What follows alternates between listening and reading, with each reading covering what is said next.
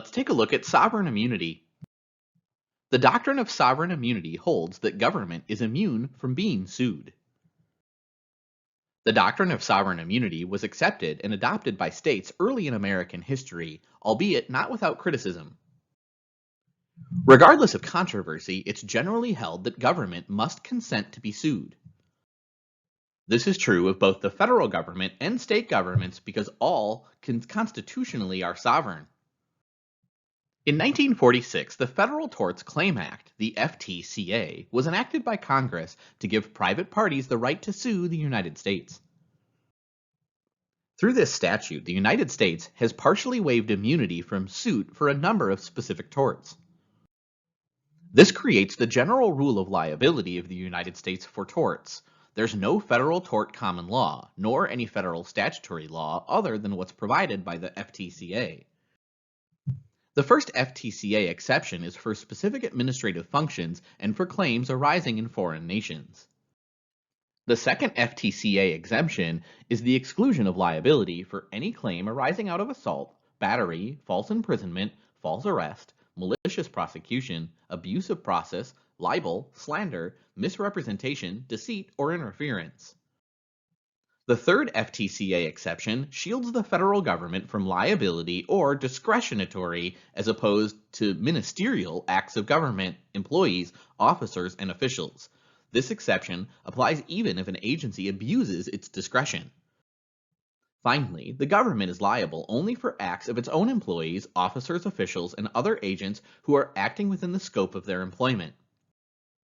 In short, this doctrine holds that a duty to all translates to a duty to no one. The public duty doctrine is founded on the separation of power theory. Public agencies provide a public service and accordingly owe the public at large a duty. The performance of a public duty is checked by political processes. The Federal Employee Reform and Tort Compensation Act of 1988 protects federal employees from liability in their duties. If sued in state court, the Attorney General of the United States can certify the case for removal to federal court. Once certified, removal is mandatory and the employee is dismissed from the suit, with the federal government replacing him or her as the defendant. Then, the Federal Tort Claims Act, or other applicable law, governs. A large number of cases are filed every year alleging a violation of civil rights. There's a large body of law governing civil rights claims.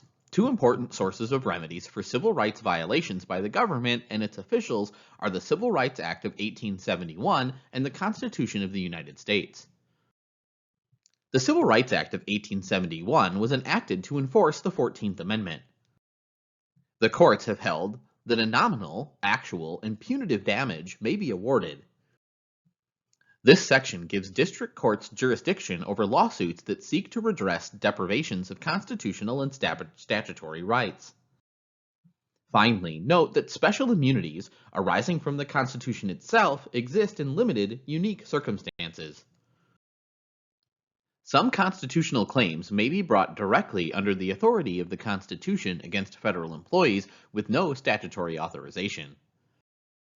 The standards for proving constitutional violations are the same, as are the immunities from liability. In addition to statutory and constitutional claims, there are common law torts. Intentional infliction of emotional distress, defamation of character, and invasion of privacy are examples of common law torts recognized in many states. Federal government officials are protected by official immunity from common law tort. Official immunity is absolute immunity from common law tort actions. It may be asserted by any public official for those acts taken in furtherance of an official duty that it's discretionary in nature. Official immunity does not apply to ministerial acts.